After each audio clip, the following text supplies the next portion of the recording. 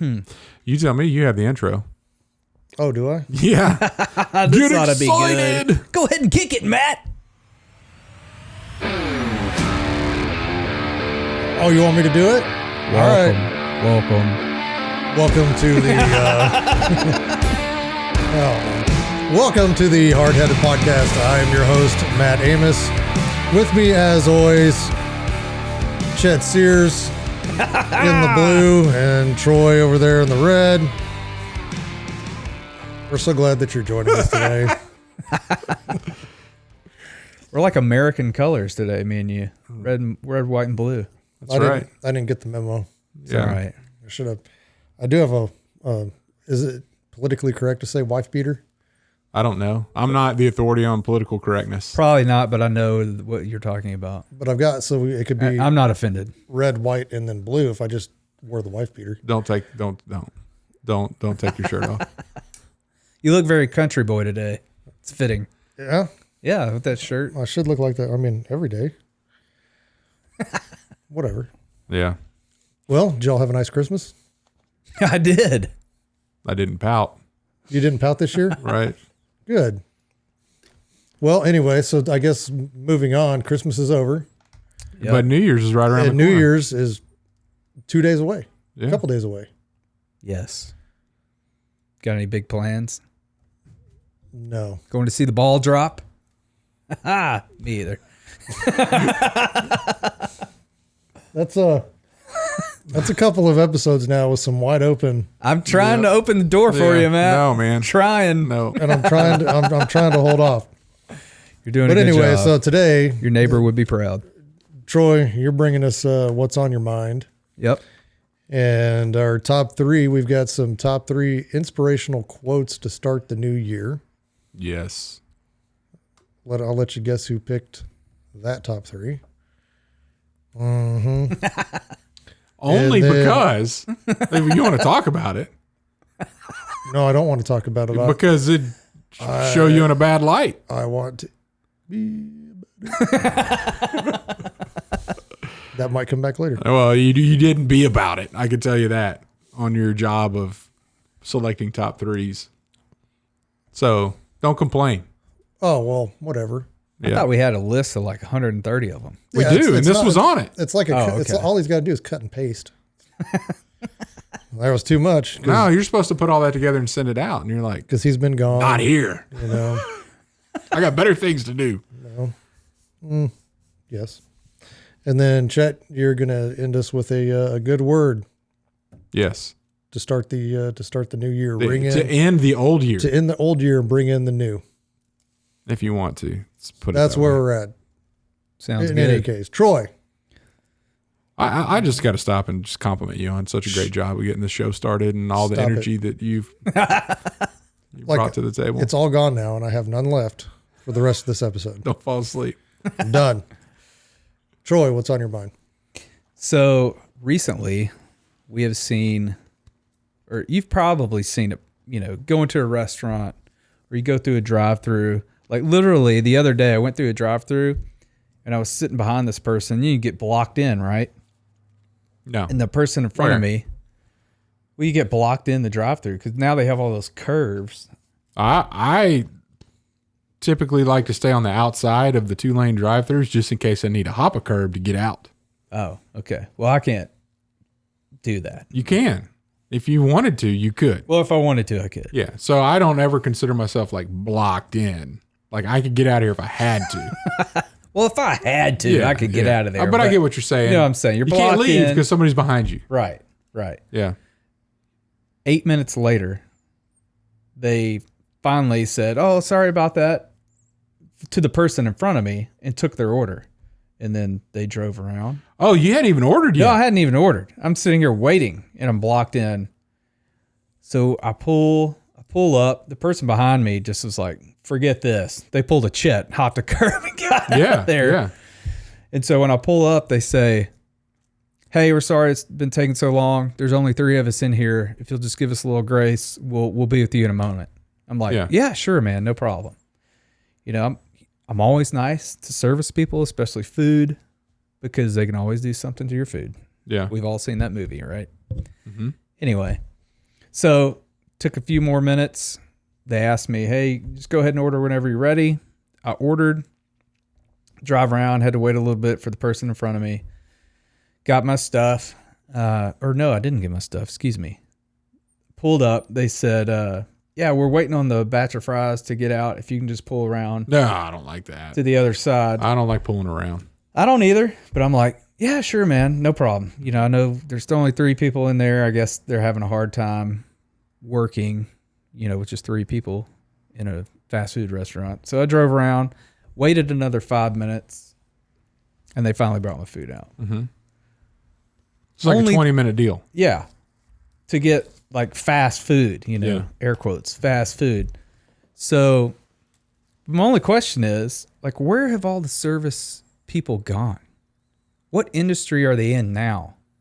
Are they collecting government wages? Are they staying at home? Like what is the deal? Where are all the workers? Any thoughts? Over to you, Matt.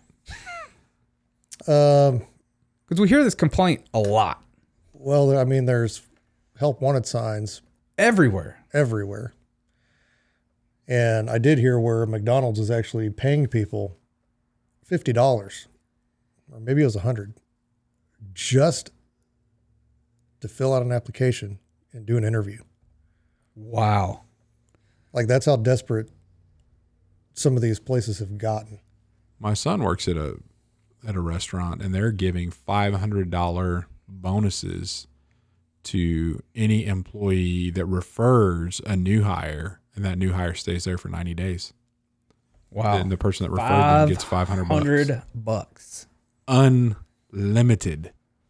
Oh, wow. Like, if you recommend 5 people and they hire 5 people and those 5 people are there for 90 days, you get $2,500. Wow. Yeah. Dude, why are people, it's just mind boggling. Can't even talk. Like, why are companies having to go through this? Where is everybody? Why are people not wanting to work? I feel like I wish I'd have been more prepared for this conversation, because there is probably some pretty staggering statistics about what, where these people have gone, what they're doing. And you called it a government wage. A wage is something that you earn. Well, yeah. I misspoke. Feather ruffled. Government handout. Like, I come to my job and I earn a wage. Oh yeah. About 3 days a month. And you get paid for those 3 days. Handsomely for 3 days. Right. Man. No comment. Yeah, I just feel for a lot of especially the local business owners, the local food places, because, you know, we do that show Live Local on YouTube. We're always trying to help out the little guys and go eat at, you know, mom and pop shops. And a lot of those places are closing down just because they can't find good help. And the help that they had went after the lockdown, that help didn't come back to work. So I just, really wish I knew where they were, or if they've just quit and gone. Is there another industry out there that's just booming because people have gone in? There's like an overflow of employees. Yeah. Because did people figure out, like, oh, the service industry sucks, I'm always getting yelled at sometime, you know, at a restaurant or something. So maybe after the lockdown, they're like, well, I'm going to find a different job. I'm going to do something different. Yeah. I don't know. I've heard a lot of theories. The one that I saw quite a bit was everybody talking about a quote living wage, which I've got issues with myself, because most places it can be a living wage if that's what you choose to do. It's not supposed to be a living wage. Like, but what I'm saying is, if you have I get it. If you have no skills, you're going to get paid if you have no skills accordingly, and you're going to learn skills and get experience. And then the next job that you go to, which you should go to another job, How many people do you know like literally started working at McDonald's or started working at a fast food restaurant or at a quote unquote minimum wage job that are still working there 20, 30 years later? Nobody. Yeah. Not at that same job. Some people may, they might they own still a franchise now. Yeah, or they've worked their way up the ladder. Yeah, which is you learn, you gain skills, and you advance. Right. And if you can't advance where you learned and gained those skills, you go somewhere that they will pay you because you have those skills and you had that learning, that experience. So no, you shouldn't have a living wage at a job that requires no prior experience before you got there. Because that hurts people. Well, and then a lot of factors go into that. Are they working part-time? How many hours are they actually putting in? What are they spending on their cell phone bill? What are they spending on going to the clubs? It's just like all the things that I had to not do when I was younger because I didn't have the money to do it. It's just one of those things. I worked my way up. Yeah, but at the same time, you probably took a huge pay cut when you joined the Marines. Yeah, I did. But I'd already worked. I'd been working. I was 23 when I joined the Marines. So I had 5 years of work experience. Right. Well, more than that. Because I started at 15. So that's 8. 8 years. Do math. Yeah, they didn't teach me that in the Marines either. No. But math's hard. My first job, I was making $4.25 an hour. Yeah. Is what I was making. Yeah. It's I think that's about what I was making as a lifeguard.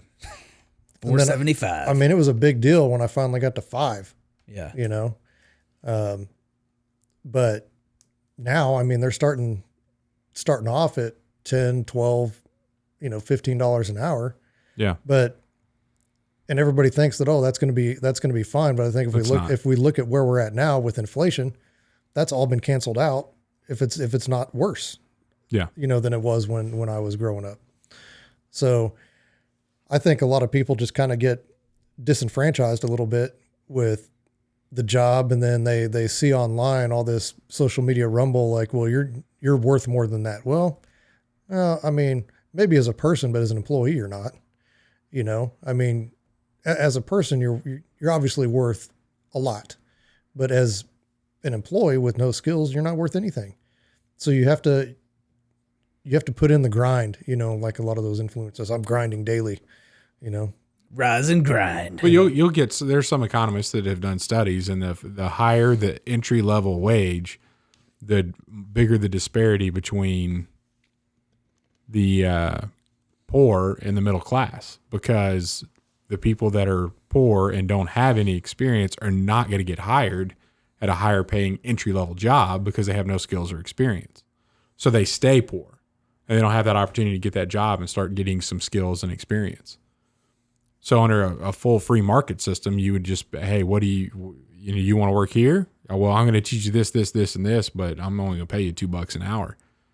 Voluntarily, you voluntarily take the job. Yeah, I'll do that for $2 an hour. And after 6 months, I'm going to have this, and this as skills. And then I can go down the street to your competitor and he may pay me $10 an hour for that. Yeah. So you sacrifice 6 months at $2 an hour, you learn all this stuff. And then next thing you know, you're making a whole lot more money. But if you're going to say $15 an hour, it's like, I'm not hiring you. You have no skills. I'm not paying $15 an hour for that. So Troy never gets a job. I'm just picking on you. It's okay. It's what y'all do on this podcast. Yeah.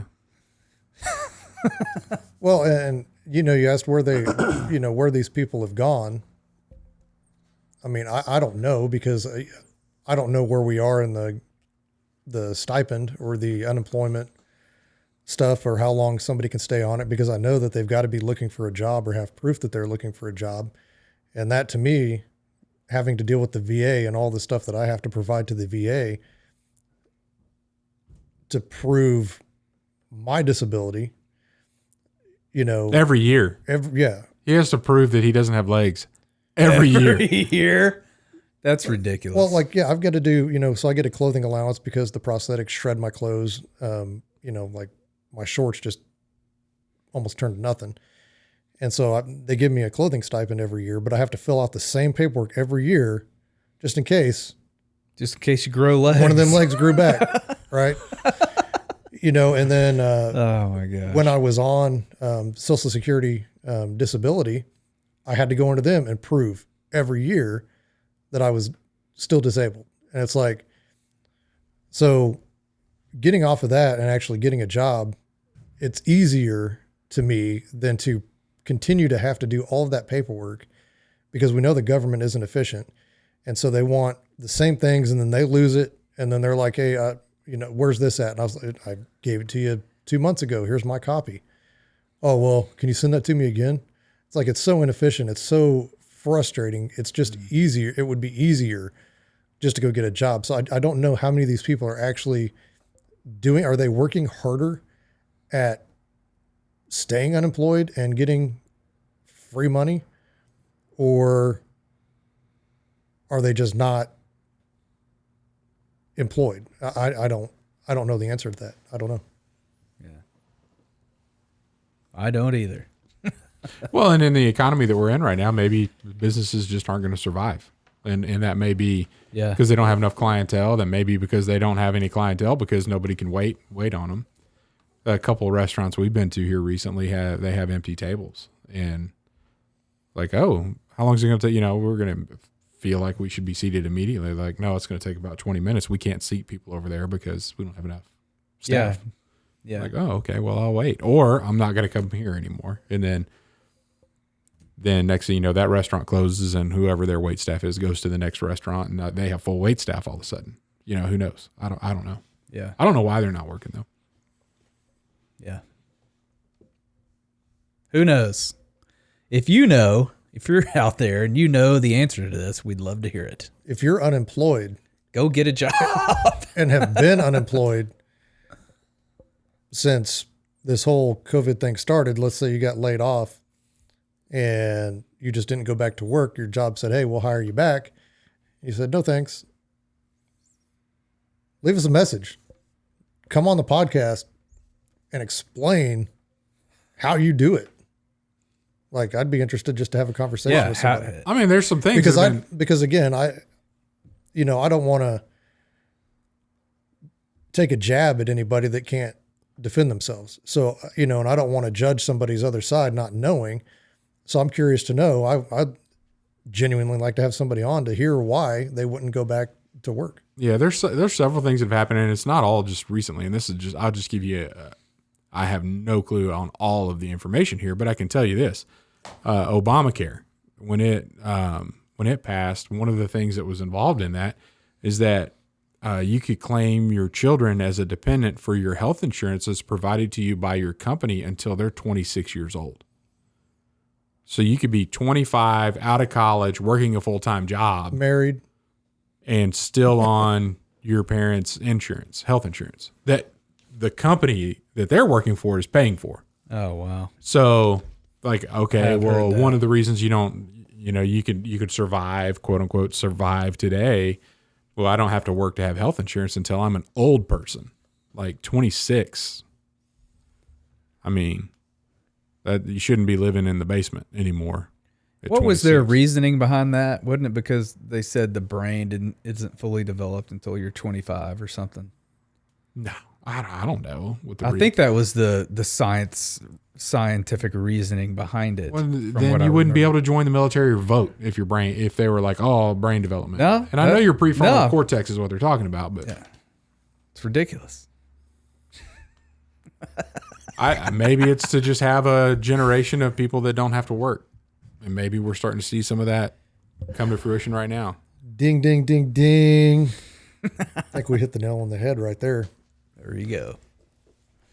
A generation dependent on the government and used to being dependent because that's all they know on the government. All I know, we're getting somewhere, guys. You're right in the fact that whatever frustrations you have don't need to be taken out on the people that showed up. Like, oh no, absolutely. I'm so grateful for the people that are still showing up today and still working hard. And well, and look at I will say this because I've noticed the same thing, with companies being short-staffed or short-handed, and the quality of service that I get has been better. Depends on where you go. I know the tips I've given have been better. Like, I mean, there should be, like, hopefully everybody's stepping it up a little bit all the way around, service and appreciation. Yeah. And of course I frequent Drive-throughs. kind of the same. And Troy doesn't approve of tipping in a drive-through. Well, I mean, I don't see the point. Yeah, I know. We had I think we had a discussion a while back, but like I went to a sit-down restaurant. When? With my family, fool. When? I didn't say who. I said when. A few weeks ago. Really? Yeah, my youngest was going to a school dance, which... That's a different episode. Yeah, because... you don't have to talk about it. It's traumatic. 12-year-old kids... It's traumatic. Can be brutal. It's traumatic for a dad to talk about their daughters going to dances. So anyway, you get ready. I drop her off, and she, so I was like, well, and then park in the parking lot and establish surveillance. No, because I had Audrey and Lily with me, and so I was like, well, we have a couple of hours or an hour and a half because of course, I've got a carload of girls, so we're late. So, but I was like, well, we only have like an hour and a half. I was like, you want to just drive in and go get something to eat and then pick her up on our way back? And then your wife's jaw hit the floor. Like, I can't believe you want to go into a building. Yeah. Well, I had to take a vote because I was like, I'm actually home for a little bit. And I was like, let's go do something. And, so I wanted to go to Kobe Steakhouse. Yeah. Yeah, the hibachi grill. Yeah, so I've never been there, and they had never been there. And so I took a vote with all four of them before we left. I was like, okay, Clara, since you're the one who can't go, I was like, which one would you be more mad if we went to without you? Mm-hmm. She goes, what are the choices? I said, Abuelo's? And she kind of gave me a look because the cheese dip is one of her favorite things.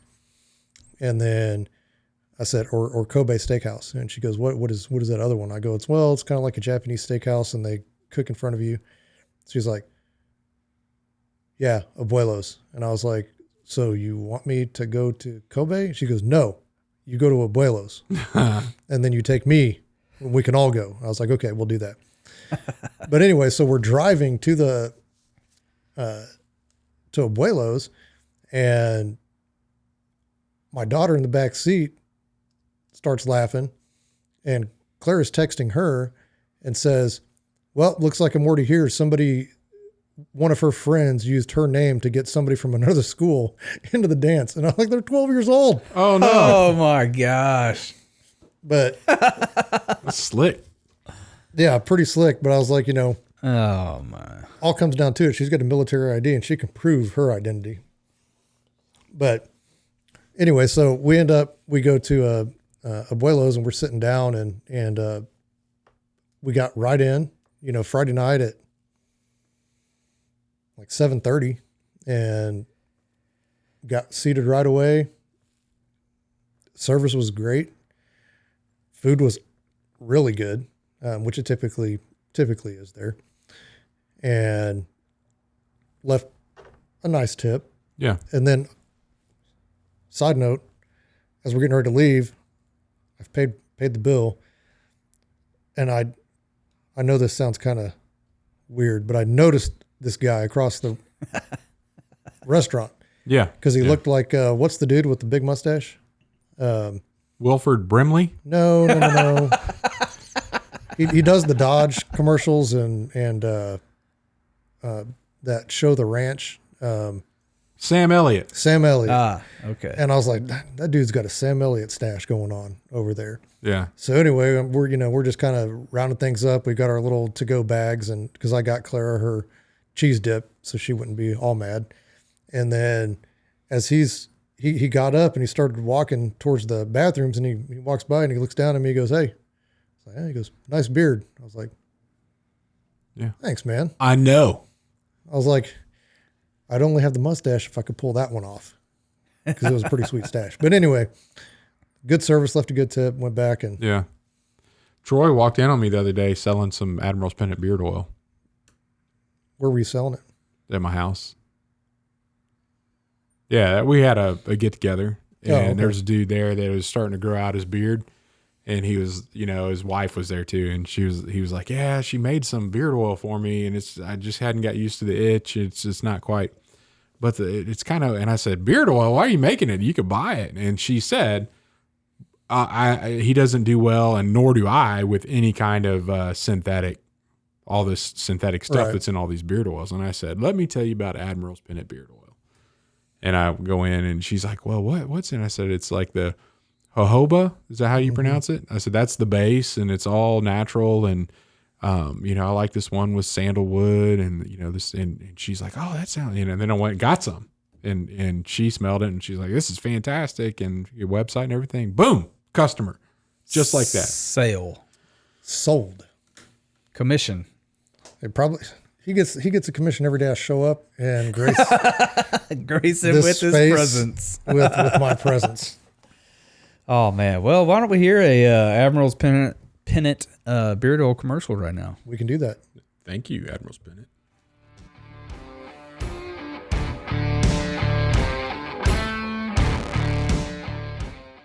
At Admiral's Pennant, our mission is to offer the latest and refined, high-quality masculine products and services to the modern gentleman, as well as provide him with the tools and products necessary to look, act, and feel confident in his appearance and social interactions. Check it out at admiralspennant.com. Without it, you might as well shave. And we're back.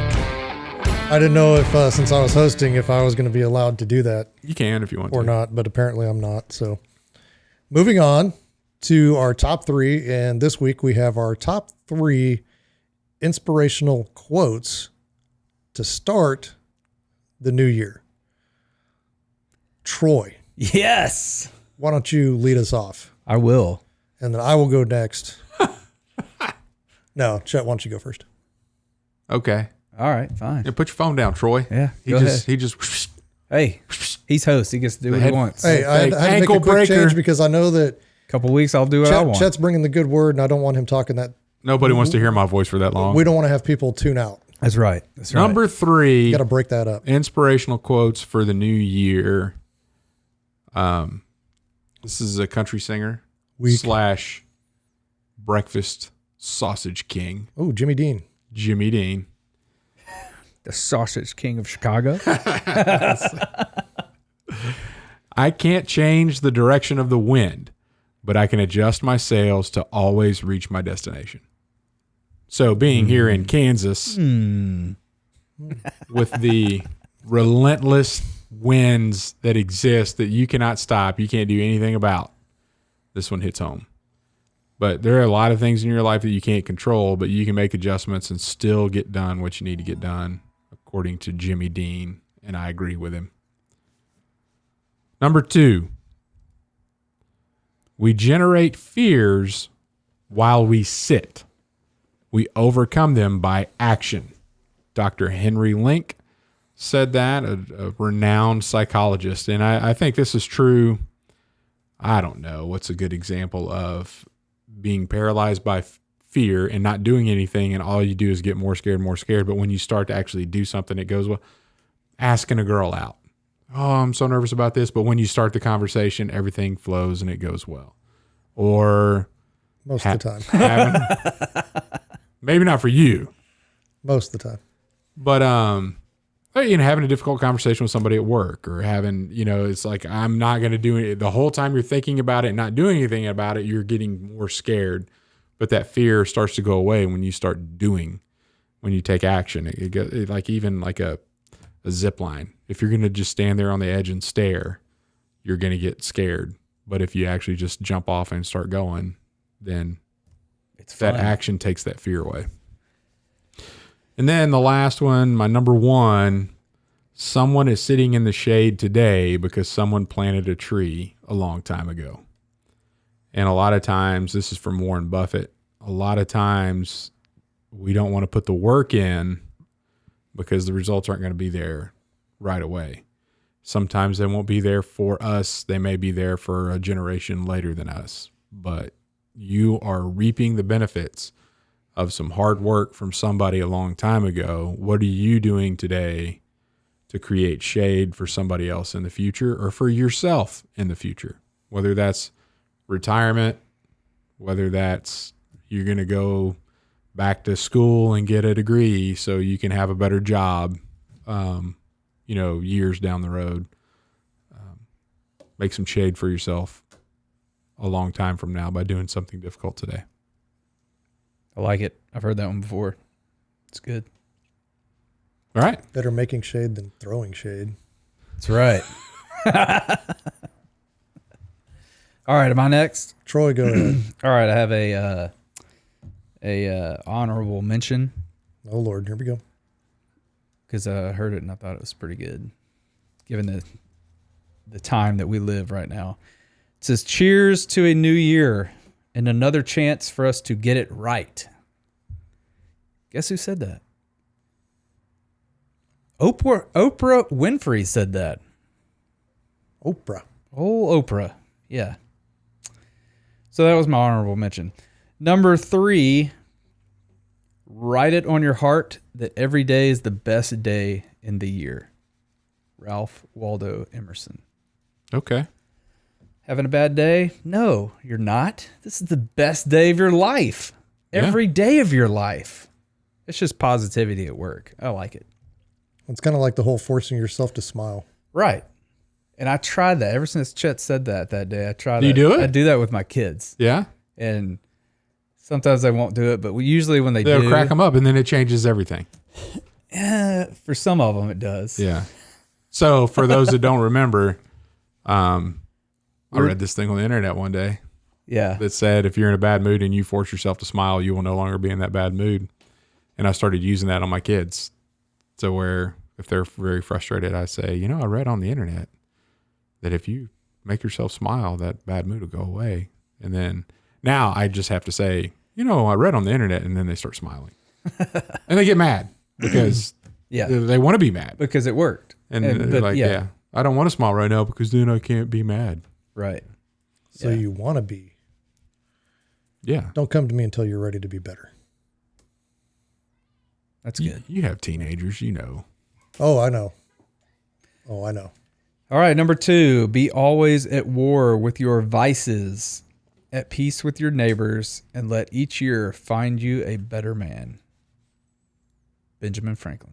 Yourself a better man. Yourself a better man. Okay. He's been throwing out a lot. Yeah.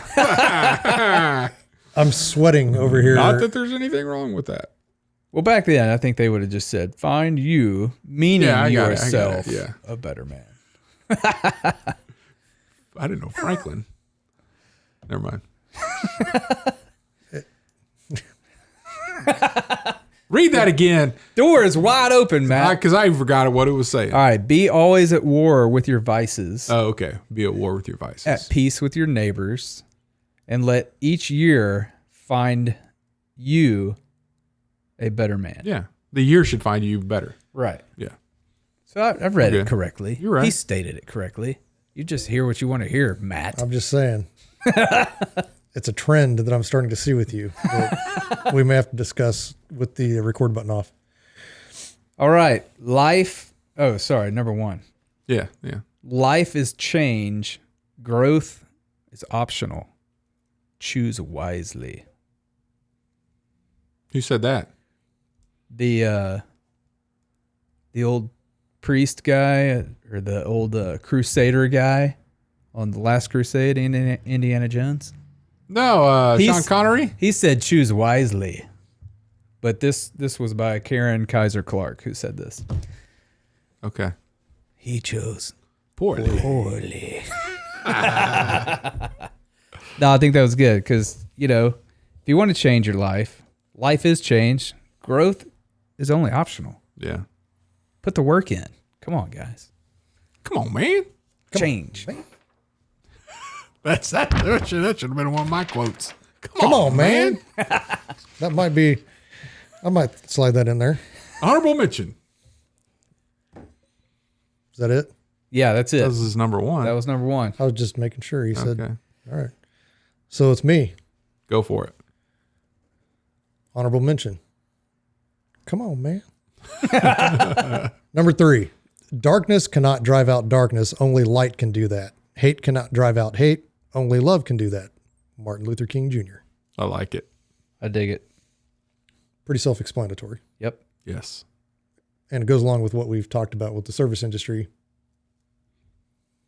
You're not going to drive out bad service with bad customer. Bad attitude. Nope. But if you say something nice, and I believe you said that before, you can change that person's day. Mm-hmm. I think the Troy mentioned that in a few podcasts back. Yeah, if I remember correctly. Number 2, success is not final. Failure is not fatal. It is the courage to continue that counts. Churchill. Winston Churchill. Very good. And number 1 comes from Brandon Dillon down there somewhere in Texas. Good Marine buddy of mine. Don't talk about it. Be about it. That will always, anytime there's a quote. You need to get that tattooed on you somewhere. This will be. That should be your one tattoo. No. That you get. No. Maybe I'll do a bunch of temporary tattoos where it look like it's permanent. What is that? Henna? What was that called? The red ink that they do in India? Henna? Henna. Yeah, that's what you need. Get a henna tattoo that says that. Don't talk about it, be about it. And then it'll fade after a few months. Then I can get it all in Chinese characters that don't mean that at all. Yeah. So, I've shot a few Hindu weddings where they do that. But one bride was using marker. And so by the end of the night, it all ran. It was all like, just like she had stuff on her and it was all running and it was didn't work out. It was kind of funny. Yeah. But anyway, that's my top 3. I like it. Hopefully you got some inspiration from one of those or all of them, especially the don't talk about it, be about it. Don't talk about it, be about it. Be about it. A little shout out again to Brandon Dillon. That's almost 12 years running on that one. It's good. In your top 3 every year. Yep. All right. Chet, do us the honor of bringing us a good word, please. So I got a good word by the Apostle Paul in the book of Romans. A little bit of context here. He's writing a letter to the church in Rome, if you will. And he does a lot of explaining about, some history of Israel and how the Gentiles, the non-Israel people, had opportunity to have a relationship with God, which before they didn't really. It was all just the Jews, the Hebrews. So in this chapter 15, he's kind of just talking about how awesome it is, and he goes back and he quotes some Old Testament scripture in verse 12 of chapter 15. And again, Isaiah, the book of Isaiah, it says, "The root of Jesse will spring up, one who will arise to rule over the nations. In him the Gentiles will hope." So he's talking about even it was prophesied in the Old Testament that the Gentiles will have a hope. And in verse 13 it says, "May the God of hope fill you with all joy and peace as you trust in him, so that you overflow with hope by the power of the Holy Spirit." So whenever you kind of think about the new year, I think a lot of people look at the new year with hope. Like, I have an opportunity. And I think that's what the resolutions are all about, is there's an opportunity to be different, for something to change, for this year not to be like last year in a better way. Like, so we look at the new year with hope. And if you look here, this is calling God the God of hope, and being filled with joy and peace, which is another thing. We talk about peace this time of year, especially with Christmas that just passed. And the only reason that we would want change in a new year typically is that we would have more joy. And so that's kind of what led me to this verse, is that the new year is typically centered around hope, finding peace with yourself or with something, your family or whatever, or improving your joy, your outlook. But if you read into that verse, that will happen as you trust in him. So if you're genuinely looking for real hope, hope in something that will not fade, hope in something that is not in your control, that somebody else did it and cemented it in place, it's not going to fail when you fall off the diet wagon, on the first time you eat out at Abuelo's after the diet plan, the joy that you want to have by doing things, being nicer or whatever else, and then something totally doesn't happen the way you wanted it to, or the peace. So a lot of times the peace that we want is the peace that comes from controlling the environment around you. None of that's going to be successful. The hope that you need that is everlasting, the joy that you can have in any circumstance, and the peace that you can have in your heart all comes through trusting in God. So my good word, I guess, would be hope, but the true hope that you need to have is only going to come through trusting in him, as it says in verse 13. And so that my word to you would be, if you want to hope that 2022 is going to be fantastic, that don't be hoping in circumstances, don't be hoping that the virus is going to go away, don't be hoping that you're going to lose 5 pounds because you didn't eat sweets after your meal. If you want true joy and peace, your hope needs to be in Christ and in nothing else. And through that trust, you can have the hope in an eternal life through him. Yep. I like it. That's it. That's a good word. Very good word to start out the new year. So, Right there with you. All right. well, take us on out. Thank you for listening. Oh, Matt, be real excited when you close out. Yeah, I'm not doing that, but I will say, thank everybody for joining us. We hope that you have a great New Year's, and that's it. Don't forget to like, subscribe, go to hardheadedpodcast.com, buy some merch. I mean, all they got to do share. They can help us start out on a positive note by doing that. Right? Sharing would be the biggest one. Sharing is caring. Sharing, caring, Okay. And you know what? We should probably actually have done the things that we're not going to talk about in 2022. We could do that anytime in 2022. But then we'd be talking about it in 2022. You got me on that. He just mind blown. Thank you so much for tuning in. We'll talk to you next week.